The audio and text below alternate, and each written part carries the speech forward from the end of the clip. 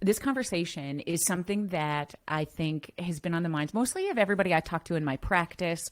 Certainly, a lot of people right now. The name of the game in this human race is always about relationship, and I don't know that I have met a more insightful, profound human who understands not only how relationships start, which is obviously the trickiest part of the whole game. Actually, that's not true. It's keeping them together. And she happens to know a little bit about that, all of those things. Like psychology at Harvard, you ran Google's behavior science team, the Irrational Lab. You are a new mom. You are a goddamn rock star. Logan Ury, come on. Come on. This is the first time we've seen each other since we met the first time and fell in love. Yay! Jody, so great to see you. I'd love to see you shine since we met earlier this year. And yeah, we really fell in love at the Real Love Ready conference that we went to in Vancouver. And yeah, I just really admire your work. I love what you're putting out into the world, and I'm super happy to be here with your listeners. Oh, well, they honestly are too. So happy with you because you're going to teach them everything right now. Your book, How Not to Die Alone. I remember the first time we met and you were like, we didn't know who each other were for many reasons. And so I was like, oh, cool. Like you are a dating person. Nice. Like, what, have you written anything? And you're like, yes, How Not to Die Alone. I was like, you are the author of How Not to Die Alone? Listen, if you're in the dating world, I don't care if you've been dating, you've been around a few times, it doesn't matter to me. The surprising science that will help you find love is the epitome of this beautiful book that you have just now blown into this most remarkable career. And so I want to start with this question. What do you get asked the most? What is the most burning question about, how not to die alone? Why are people so scared to die alone? Yeah. So a question that I get a lot is, what is the biggest mistake that people make when it comes to dating? And I really do love to think about the early stages of dating and how do you decide who to be with?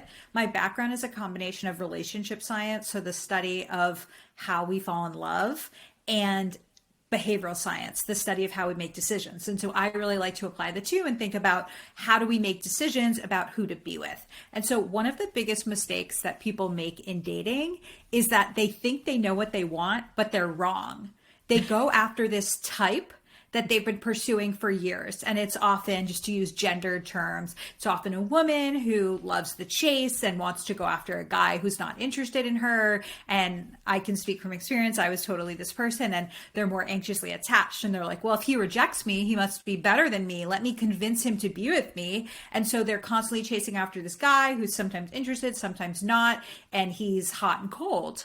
And instead, when you can make that switch like I did to find a secure person, you realize, oh, my so-called type wasn't making me very happy. And the type of person who I should be with long term is someone who's secure, who makes me feel desired, who makes me feel good about myself. And so I really work with my coaching clients to help them understand, throw out your type, date like a scientist, and really figure out who you should actually be with based on who will make you happiest long term.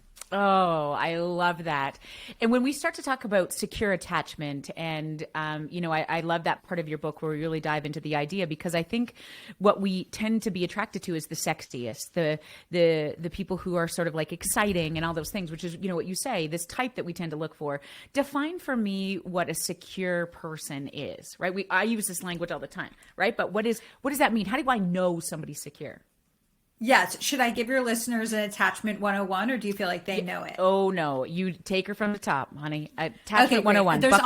There's so much about this on TikTok, some good, some bad, but I will give you a little intro. And so in general, we know that people are usually in one of three attachment styles. So somebody who's anxiously attached, they want to be in constant communication. They want to hear from you. They want to be made to feel like you're thinking of them and that you're connected. And if they don't hear from you, they can get activated. And what they'll do is they'll have protest behavior, like call you a bunch of times, try to reconnect, maybe then get mad and turn their phone off. The people who are avoidant attached, their story of love is, if I get too close to somebody, they're going going to smother me. And so when somebody gets close, they push you away. And this kind of person might be someone where you sleep over their house on Saturday night and suddenly they're like, so when can I call you an Uber? And for them, it's about avoiding being smothered, and they want to have a lot of independence. And then people who are securely attached, they have a healthy balance between independence and interdependence, and they want to spend time with you and time alone. And what happens is that a lot of anxious people and avoidant people end up dating each other in what's known as the anxious-avoidant loop. And in that case, the anxious person is saying, my story of love is I chase and chase and chase. And if you're avoidant, your story of love is somebody chases me and I get smothered and I pull away. When those people date each other, they reinforce these bad habits. And it's not until one of them either can become more secure themselves or breaks out of this and dates a secure person that they actually realize, oh, love doesn't have to be this chase and retreat pattern. It can actually be more of something where both of you choose to spend time together, choose to spend time alone. There's not as much of this protest behavior. And so if you're looking for a secure partner and you haven't dated one before, you might say, oh, this feels a little boring. Where's that feeling of the chase? Or where's the point where I usually get scared and back off? Because it's a completely different dynamic. But those are the relationships that we know from the research are the happiest, they have the most sex, and they're the most successful long term. Oh, I love that. And here's the interesting thing, right? When you talk about, you can kind of correct your pattern. Because if I'm a listener and I'm sitting here today going like, oh, holy shit, I'm the anxious person, or, oh my God, I'm ultimately the avoider. Can this change over time? You know, based, and again, how does that have to change? What has to happen for me to develop into a more secure human? Yeah, so we know that about 25% of the population is anxious, 25% are avoidant, and 50% are securely attached. But if you're out there dating, you'll say securely attached, 50%. That's not what I see. And that's true because a lot of securely attached people partner off and are no longer in the dating pool. So the dating pool is a lot of people who are anxious and avoidant dating each other. We do know that people can become more secure themselves. And so those are things like understanding your triggers. Okay, if you're anxiously attached and you know that you tend to get triggered when someone's out of touch, can you communicate with your partner early on? Hey, can you send me a 10-second text when you land? Because that'll make me feel better. Or can you work on distracting yourself? If you don't get that text, can you call another friend? Can you go for a walk? Can you tell yourself disconfirming evidence? So things like, I know that they're not abandoning me. They just are on a flight. And can I give myself a pep talk to feel better? And for the avoidant people, you can do things like set boundaries in advance, understand that nobody's a mind reader and you have to ask for space when you need it. And so you can do that to become more secure over time. Or you can also do what I did, which is I think in some ways I became more secure, but I also found a secure partner. And I feel like that person really taught me how to be in a secure relationship. And so one of my strongest memories around this is that I had friends visiting from out of town and I wanted my husband to spend time with them, but we were just boyfriend and girlfriend at the time. And I was texting him and he wasn't responding back. And I, was walking down the streets of San Francisco, poking angrily at my phone about how he wasn't doing this and he wasn't doing that. And then I expected that we would get into a fight, and that's what I was gearing up for. But instead, he totally flipped the script and said, it sounds like you're upset. We should talk in person. And this was a completely different experience. He didn't want to fight. He wanted to de-escalate the situation. And it was in moments like that, which I really attribute to the fact that his mom's a therapist, where he really helped me understand things don't have to be that sort of act out protest behavior experience. And so through being with the secure partner, I learned how to create a secure relationship for the first time. Okay, I love that. And so when your husband, Scott, now, when you talk about his mom's a therapist, I'd like to really sort of get into that a little bit, because the question is, how do we become anxious? How do we become? And as a psychologist, people ask me this all the time. Does it always come back to your childhood? Yes. The idea is how we learn those attachment styles often has a lot to do with how we were loved or how we had to get love or how secure those relationships were around us. Is that, give me some more insight into how those relationships get developed. So the origin of the attachment theory research, as I'm sure you know, dates back to the 60s with people like John Bowlby, who were looking at how kids responded to their primary caregiver. And of course, at that time, it was mostly parents. And so they did this experiment called the strange situation, where they basically had babies in a lab.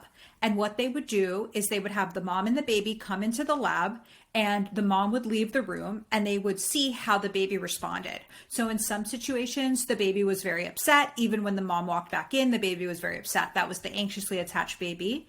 In some situations, the baby was upset when the mom left, and then when the mom came back in, the baby was soothed by the mom. Those were the secure babies. And in some situations, the baby was upset, the mom walked back in, and the baby pretended it wasn't upset, but we knew that it still was based on its biometrics.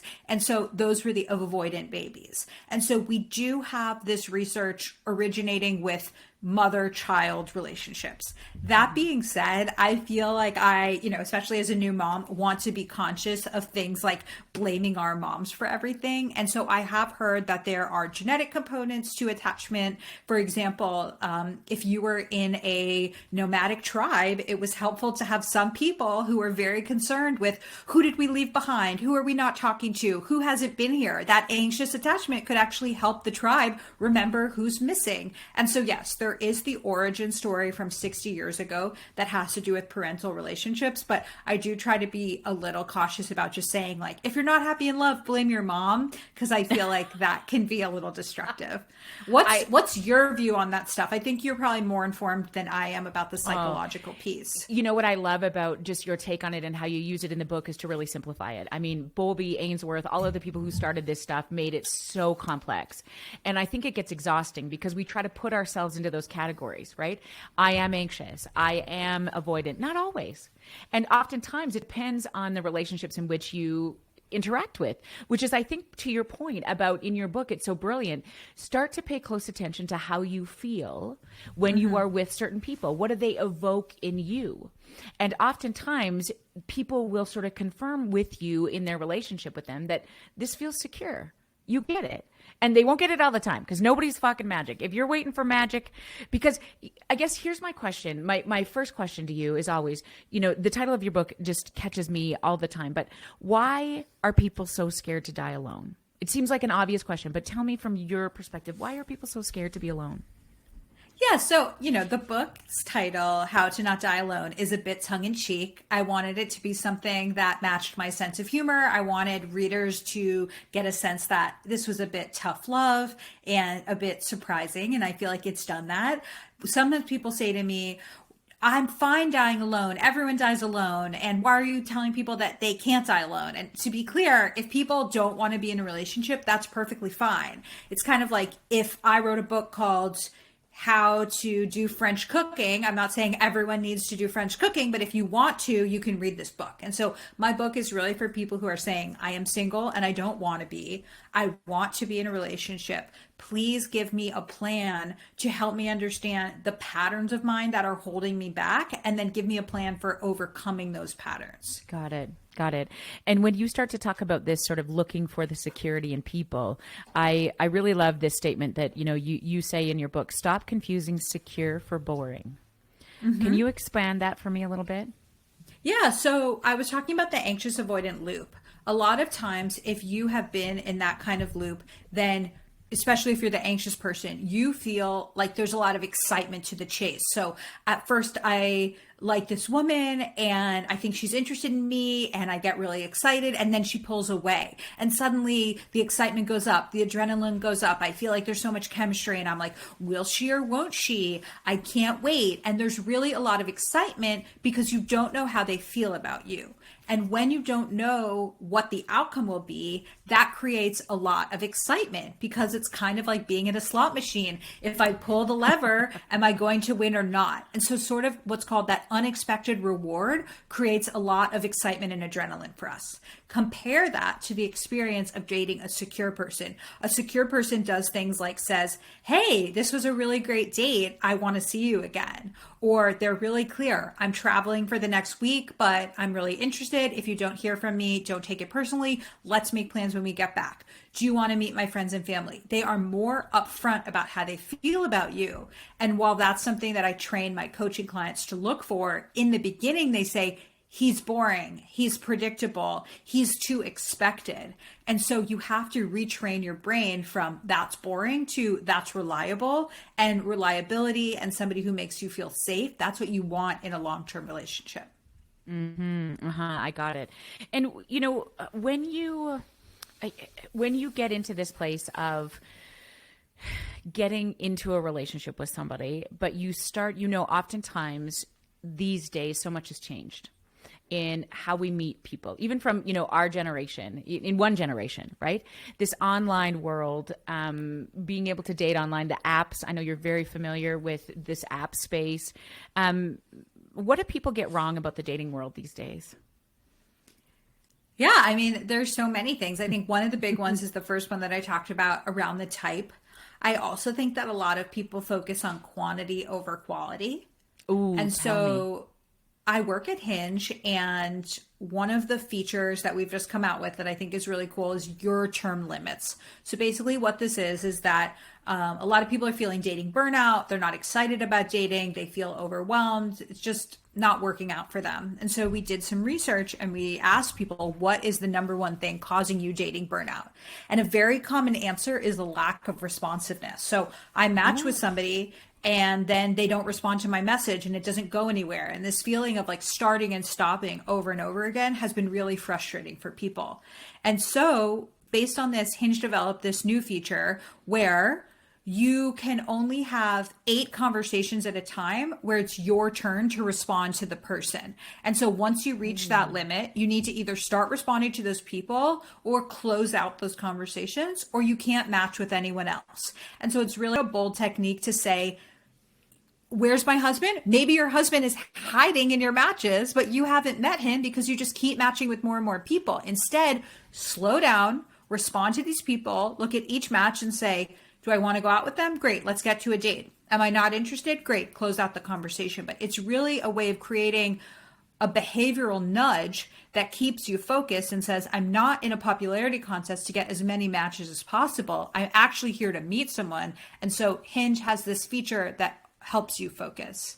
Oh, I love that. And there's so many things that I've learned from you. And I remember, I love how Hinge sets that up. The other thing that I really loved was your advice around how you get started in this process. Like we had talked, one of my questions for you when we first met at this conference was like, what do we do about dick pics? Like, how do people open in an appropriate way? And what are you looking for? You're out there, you're a single mom. You're like, I'd really love to engage in my next relationship, but like, what the fuck? I open this thing and there's penises like every second conversation. It's like, has anybody not had a conversation with the men and saying like, please, first of all, like, nope, it's not pretty. Generally speaking, this is the wrong site. But also how, and I guess one of my things that I love the most about you is when you were like, ask specific questions. Invite them to be at the level that you want them to be at. Not like, hey, baby, you look fantastic. More like, tell me where this picture was taken. Can you expand on that a little bit? How you sort of set the precedent right out of the gate. I thought that was just brilliant.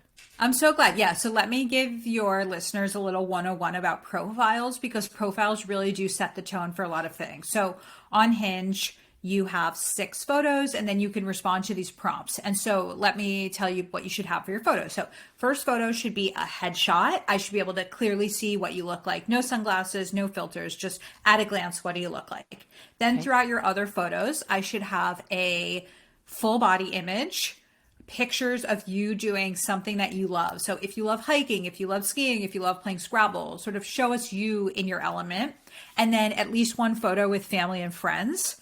And make sure that it's not a photo where it's like from a bridesmaids event and you all look the same. Like make sure it's clear which one of you we are, because people get frustrated when it's like, I have to zoom in. Like which... I thought it was this guy, son of a bitch. And you show up, you're like, oh, you're that one. No, I wouldn't. Completely. Okay. And then... so that's it for photos. And then for the prompts, you want to have a mixture of humor and vulnerability. You don't want to be all silly because then you don't look like you have any gravitas, but you also don't want to be all serious. Show us that you have a sense of humor.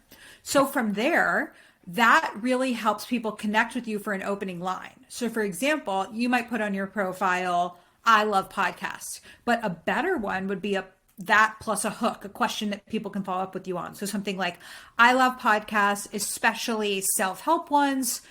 Bonus points if you send me your favorite. Or bonus points if you love Jody's podcast. And then you created the opening line for them. So they might say, I love podcasts too. I wake up every day listening to Mel Robbins, something like that. And so people think about their profile as a monologue. It's me talking to the world. But a much better profile is a dialogue where your profile is the opening line and it makes it really easy for someone to connect with you. So when you are messaging somebody, ask a question, engage with them, but start and make it easier for people by making a profile that somebody can respond to easily. Okay, love it. And I also love that in that conversation, when you start going back and forth, right, to keep the conversation going, really engaging on the things that they've already put out there, right? Like, what is your highest golf score? What is your lowest golf score? Like, when you hike, I see this picture, is that in the something, something canyon? I always tell this story about Aaron and I. So we met on Lava Life. Mm-hmm. I don't even know what that is. Shut up. Okay, so this is dating me so incredibly. It was like the archaic form of, you really need to Google it, Logan, because it is like MSN Messenger was the only way we could communicate on Lava Life. And it was the same thing. So you could like somebody and you would set limits. So his height limit was too high for me. So he came up on mine, but I didn't come up on him because I'm 5'2", he's 6'1", and so he would only date anybody 5'5". So I was like pulling it all of, and so then he comes on mine, and so I had to send him a heart, I think, or a thumbs up, maybe a heart or something.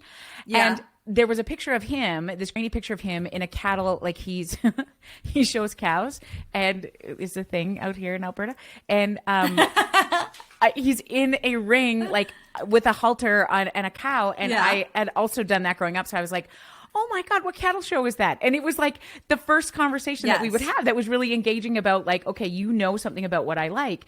And when you said that, I was like, that is so true, because you want to know that there's going to be some intelligent form of communication that comes right out of the gate. And then if you get back that response of like, hey, send me your boobs, then you can be like, okay, not my person. Maybe you want boob sending back and forth, but like generally speaking, so many people who come to me say, I don't even know how to initiate this anymore.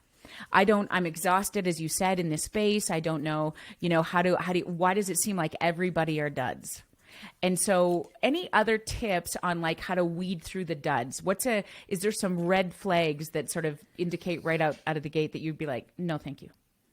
Yes. Well, first of all, there's just two parts of your story that I want to highlight because I really like them. So the first one is that you technically made the first move with your husband because you were the one to say, where was this taken? And so you put out there what you were interested in. And that is such a good strategy. I feel like a lot of women are afraid to make the first move, but when you make the first move, you are more likely to go after what you want. For example, if you wanted your dream job, you wouldn't just sit around waiting for a recruiter to message you on LinkedIn. You would go out and apply for that job. You would network for it. And so when women really go after what they want with dating, it has better results. The second great thing is that your story talks about the fact that your husband had a height filter and you were outside of it. And so if he had just looked at who was available to him, you wouldn't have even come up. And that's one of the things that I see people doing way too often is they have really restrictive filters for height, for age, for geography, and there's tons of people that they don't see. And so the way that I think about dating apps is it's kind of like a club. And your filters are the bouncer at the front of the club saying who can come in and who can't.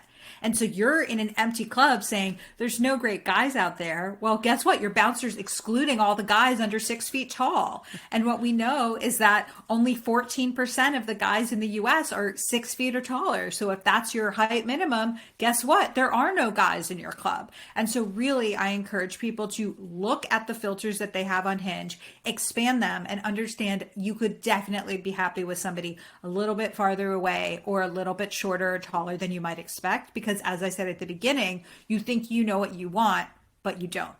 Oh, and I love when you say that. Aaron is like, we've been married for 15 years, and I can tell you, like, to the bottom of my soul, he was nothing that I dated before. I like wanted somebody who could lift a truck. I didn't care if they could spell the word. I needed, if you could like play hockey, you know, like you were just like, let's look good. And I want you to be funny. And like, we can just like light up the room. My husband is none of those things. You couldn't get flatter. There's everything about a spreadsheet. He is the most stable rock in this whole role. And I'm shocked to this day that I married him. It was the best decision of my life, but I remain shocked. And I remember even thinking on our wedding day, like having a conversation. I had the best girlfriend who like walked me home through all of these worries about like, I'm like, he is nothing like I had dated before. Even my family was like, this is like out of left field. Like, are you sure? Like, he's so quiet. Mm-hmm. Is there truth to this idea, that you're looking for a balance? This opposites attract, or, like and like what does the science say about like who you should be looking for? Yeah, it's funny because sometimes I find that, there's sayings in dating relationships that are opposites, like birds of a feather flock together and opposites attract. It's like, okay, well, those things mean the opposite thing. Which one is true? And I think it depends. But what I would say is that people focus way too much on who the person is on paper. What school did they go to? What job do they have? What's their family like? Or things like, are they introverted or extroverted? And instead of all the resume on paper stuff, they should focus on things like, how do I feel around them? And so for you might have thought, I'm Jody. I have a big personality. Of course, I should be with another life of the party person. But it sounds like you found out that when you were with Aaron, you were like, I'm putting words in your mouth, but telling if this is true. Like, I feel more grounded. This person feels like home to me. We create a nice complementary situation here. We would be good parents together. And so it's less about you figuring out what the person is in a vacuum out of context, and more you dating someone and saying, when I'm with this person, I feel like the best version of myself. And that's who I should try to be with all the time. Yes. Yeah. Yes. You said it beautifully. I love it. Now I want to talk about something very exciting. Okay. Okay. First, before I do that, I want to just ask you this one question. Tell me about becoming a mom and a badass at the same time. Because one of the questions that I struggle with, is, I'm a mom of 3 and you travel, you're this brilliant entrepreneur. We're going to talk about Netflix that you've now stepped into, like all of the things that you're doing. Logan, has it been hard to navigate your own personal relationships as you are sort of becoming this world-renowned expert?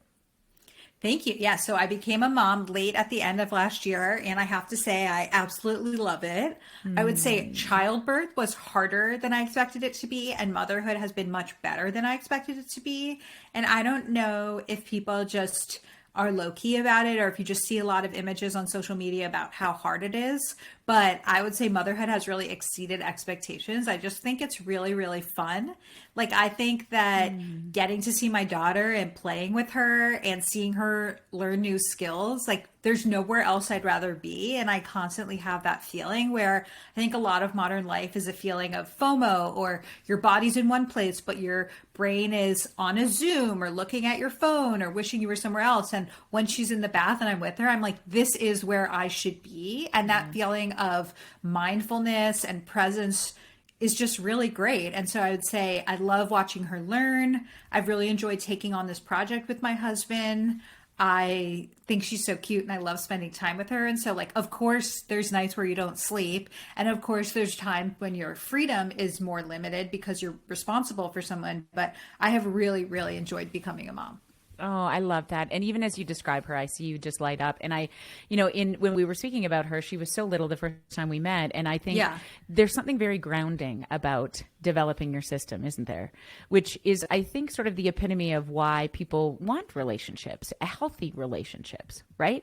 Because, I often think about this in this world of becoming unlonely. How do we choose relationships, not just any relationship, but the relationships that feel good for us? Right? Because as you say, quantity seems to be the name of the game, right? And it's so easier to replace and move on. Not enough. I got 3 more matches anyway over here. You're kind of a fucking idiot, or you were late, or whatever the deal was, right? Mm-hmm. There's something so critical about that depth. And even as you describe, your relationship with your daughter, it really is those of us who can be very big and bouncy and next ideas, having that grounding force in your life as relationships do, the healthy ones do. Can you speak to that? The idea of just how beneficial, like, being securely attached within systems become? Yes. So it's interesting with my husband. Like, we've been together for almost 10 years and we've had ups and downs, but I would say, like, we're generally a really happy couple. But one thing that was really hard for us was, I would say, wedding planning. So we were one of those unlucky couples that were supposed to get married in 2020 during the pandemic. And we actually ended up planning and then canceling 3 versions of the wedding and having one later. And so, wedding planning was tough. And so basically, around wedding planning, I was like, oh, this is so frustrating. Like, I didn't enjoy planning it with my husband. I felt like he was hard to deal with. I was complaining about it to my friends all the time. And I remember speaking to a therapist at one point, and I was like, does this mean that we shouldn't have kids? And she was like, no, that's a completely different thing. Like, your husband's not interested in the wedding, so he doesn't want to help. But when you have kids, if you decide to have kids together, he will be. And so that's just one thing that I've really seen shine through with him, is that he is the kind of person where you can't tell him what to do, but if he decides to do something, he'll do it better than anyone else. And so he's just been so into parenting, such a good dad. Like, even when I met you, my daughter was only a few months old, but I was able to go meet you in Vancouver because he took care of her and was on top of it. Yeah. Right. And so I would say, just this idea of having a secure partner where you can really think about parenthood as a partnership and a collaboration and a pretty fun project to do together. And so I would say, obviously becoming a new parent has a lot of trials, but in general, our relationship is better than ever because I have so much goodwill built up. Thank you for waking up with her and giving her the bottle. Thank you for ordering compostable diapers for her. Thank you for organizing this fun music class. That if he does something that annoys me, I don't even bring it up and it doesn't even bother me that much because all of that goodwill, or as the Gottmans call it, the emotional bank account, is very full. Yes. Amen. And that point I think is just so critical, right? Because, finding the partner doesn't just mean then the end game is done. The importance about sort of what is the plan in keeping it into a place that it feels secure and safe is, I love, to your point, right? It is the building up of goodwill, right? Because we constantly need some acknowledgement in this space. And it's becoming harder and harder to do that. So it has to be done on purpose because we do spend less time together than our parents did.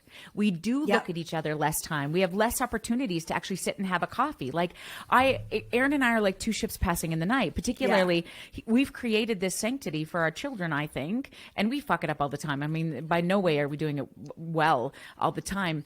But I think, people ask all the time for me, for Marty, about like, how is it that you get to travel so much? How is it that, you have 3 kids at home? Do you feel guilty? Like, are you fucking your kids up? Great question. We ask ourselves that all the time.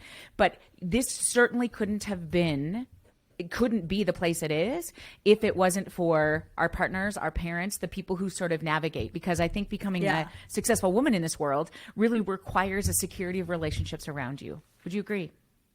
Yeah, I love that. And I think Esther Perel has this thing that I've heard her say at conferences where she'll say, who is the person who's at home so that you could be here? And I really love that acknowledgement that, like, once you become a parent, your ability to be in one place is often dependent on your partner's ability to take care of things at home. And I just feel super lucky about that because there's this poet named Maggie Smith, and she has this book, I think it's called This Place Could Be Beautiful. And she talks about how when her husband would travel for work, he didn't have to prep her because she knew everything going on in the house. But when he went away for work, it was so much work for her because she had to say, here's where the diapers are. Here's the change of clothes. Here's who does the carpool for baseball practice. And then even when she was away, she would get calls like, what about this? What about that? And he would act so resentful. And I think from the beginning, I've had stories like that in my mind. And I am lucky enough to have a partner and to be able at this time in my life to have somebody who I don't have to prep. And either the other day, my friend was over and she was like, oh, what's your daughter eating? Is she eating apples? And I was like, I actually don't know. And I'm happy because it means that there's something on her plate. There's something like that's off my metaphorical plate. And that's something he's in charge of her eating. And so I really, really appreciate the fact that I can go away and he can go away. He was at a meditation retreat all week last week, and that we are both equal partners and allow each other the security of home, but also the freedom to go and have adventures in the world without the family. I love it. I love it. I want to dive into something very exciting for you, which I did not know was happening until today. And when this episode airs, hopefully very soon around the time that it's released, you have been headlong into a Netflix series. Like, this is how cool my friend is. She is the linchpin in a Netflix series that we are all going to adore and love. It's called The Later Daters. She is the coach, the guide, the mentor, the guru to humans attempting to develop secure relationships 55 plus. Can you tell me, I mean, produced by the same amazing humans who did Love on the Spectrum, like all of these insightful, beautiful, connected shows.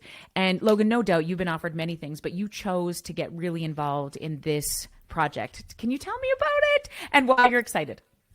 Yes. So thank you so much for that quick intro of the show. And it was one of those things where I was like, I feel really excited to have this opportunity, but I wasn't sure how it would be. I was 6 months pregnant when I was shooting it. I knew that it would be high stakes. I, was, managing my other job at Hinge afar. And I just thought it would be really stressful. But in the end, I loved shooting it. It was so, so fun. I think I'm just one of those people. I was like 2 hours of hair and makeup every day. Like, that sounds amazing. And I loved the director. She was so wonderful, visionary, creative, open to feedback. I loved her. And I really, really loved the daters that we worked with. They were so open to being coached. I think a lot of them hadn't been in therapy before or hadn't had an experience to have somebody sit with them and say, oh, let's go through your history. Let's go through your past relationships and patterns. And so they really were very receptive to the coaching and the experience of getting to work with them, getting to dive into this population of 55 plus people. We shot it in Atlanta and it was just so much fun. And I can't wait for people to see it. And as you said, by the time this episode airs, it will be out on Netflix on November 29th. Oh my gosh. If we want to do a watch party, I'm all in because so like, obviously, how the show ends and you get to sort of be with them in this process of engaging and, all these kind of things. What surprised you about it? What was the thing for you as you stepped into this work, which have you done this kind of stuff before? TV production? I hadn't done any TV show like this before. I had done, some interviews and things like that, but nothing to this extent of, being on, not exactly on set, but yeah, like having TV and having the boom mic and all that stuff. That was brand new and really, really fun and great to learn about. I would say what surprised me the most was just this idea of how universal the problems that hold us back from finding love are. When I talk to younger people, they often think, oh, at a certain age, you grow out of it. And guess what? We don't really grow out of things. Really? We have to find our way to move past things. And so if you're somebody who's been chasing the bad boy and you're single at 60, you're still chasing that bad boy, even though the bad boy looks a little different and has less hair. And so with these people, our conversations were very similar to the conversations I have with Gen Z and millennial daters. Of course, the stakes are different. You're not finding somebody to have kids with. You probably already, made your money or have your career. There are nuances there. But at the end of the day, we're single people with bad habits that we need to break and new good habits we need to develop. And I found that a lot of the problems with this group of daters were similar to problems I deal with in other generations. And it just showed me sort of the universality of all those things. Oh, I really love that. And I think, to your point, I mean, what did they teach you? Because, you talked about even with your relationship with Scott and your baby is a project, like we are together as a team, sort of building towards something where we're going to spend life together. Right. And, when you did it make it more complicated when you then had two people come together, obviously with their own families, with their own financial backgrounds? Was there a lot more things on the plate, or did you find that those were just obstacles like everybody has? Yeah, it's a great question. I would say sometimes it made things easier, sometimes it made it harder. So for example, one thing that's easier is I think people more know who they are. And so I think there's a little less of self-discovery, but at the same time, people are more stubborn. And so they're less willing to compromise. I like my fridge organized the way it is. I have the wake up time I like. There was a guy who was ex-military and he didn't want to share space with someone. So I think in some ways you're just more stubborn and rigid and set in your ways. In other ways, you are not raising a child with somebody. So you don't necessarily need someone to have the exact same values as you or the same religion as you might think about more when you're younger and going to raise a family with them. That being said, you have a whole family that you need to combine with this other person's family. And that's one of the reasons that this show, I think, is so cute and heartwarming, is that we really set it up so you're not just dating the person, you're dating their family. And so people's families were involved with the process. Each dater had a confidant. So it was their daughter or their ex or somebody from their family. And so it's really acknowledging the fact that dating at that age is really about combining two families. Oh, I love that. And, I've often heard this, we tend to be so independent these days, but still we forget that if our families don't connect, we show up in a system, right? And so really being conscious of those things, I love that this show took that angle and really sort of demonstrated, I think, the importance of like how that navigates, because it does become so critical. It's not just you and them. Absolutely. Yes. And so, I really learned a lot from them. I think the fact that they were older, they were in the South, a bunch of them had been married before, some had been widowed, some had had divorces, different situations, but really listening to people and understanding the depth of their experience and then showing up in the way that I could was just such a fun experience. And honestly, getting to know their kids was hilarious. There's one woman who was a chatterbox. And at one point I was like, we're going to set a timer for 5 minutes and your kids talk and you don't. And it was just great to hear like what her kids said when she was not She had speaking. to shut up. Yeah. Yeah. Aw, it just sounds so fulfilling. Any sense of like, do we know if there's a season 2 or do you get to know that? No, we don't hear anything about that till the show comes out and they see how it does. But it was such a great experience. It'd be super fun to do it in another city. Oh my God, I'm so proud of you. That's so amazing. Thanks, Jody. I'm proud of you. Okay, so one last question. I want to just sort of bring it back. What is, when we think about what people, you've now worked with people across the age spectrum, you've coached people globally. When we think about humans and their desire to be in a relationship, are there some universal truths? Are there some things that just everybody wants to get out of relationships that you've sort of come to put together, in all of your years in navigating people together?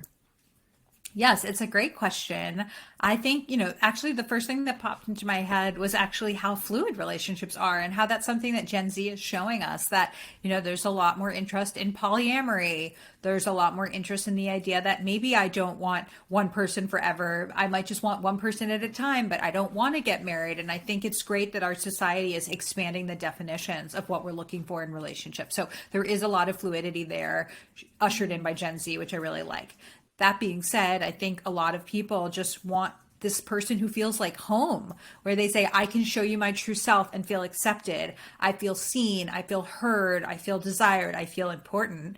And I think the more that we can find that, the better it feels in our relationship. I think it is easier to go through life with a partner. I think there's a lot of evidence of that. And so kind of, as I said before, it's fine if you want to die alone. But I think for people who don't want to die alone, really investing that time to understand who you are, what you want, what's holding you back, and then making a plan to overcome it.